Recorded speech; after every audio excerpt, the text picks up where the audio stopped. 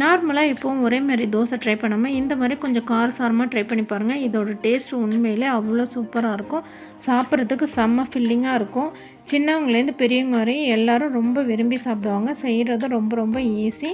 அதை எப்படி செய்யலான்னு பார்க்கலாம் வாங்க. அதுக்கு முதல்ல நான் ஒரு பவுலில் பொடியாக நறுக்கின வெங்காயம், பச்சை மிளகாய், பூண்டு, துருவின இஞ்சி, பொடியாக நறுக்கின வெங்காயத்தால், தூள் பண்ண வேர்க்கடலை, மிளகாய்த்தூள், உப்பு, டொமேட்டோ சாஸ், கொத்தமல்லி இலை, நூடுல்ஸ் மசாலா, அப்புறம் கொதிக்க வச்ச எண்ணெயும் கொஞ்சம் சேர்த்து நல்லா மிக்ஸ் பண்ணி தனியாக எடுத்து வச்சுக்கோங்க.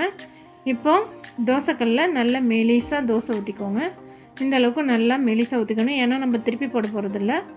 நம்ம ஆல்ரெடி ரெடி பண்ணி வச்சுருக்க மசாலாவை இது தோசை ஃபுல்லாக நல்லா ஸ்ப்ரெட் பண்ணி விடுங்க.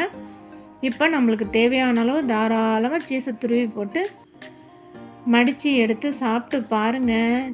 உண்மையிலே டேஸ்ட்டை மறக்கவே மாட்டீங்க. ட்ரை பண்ணி பாருங்கள்.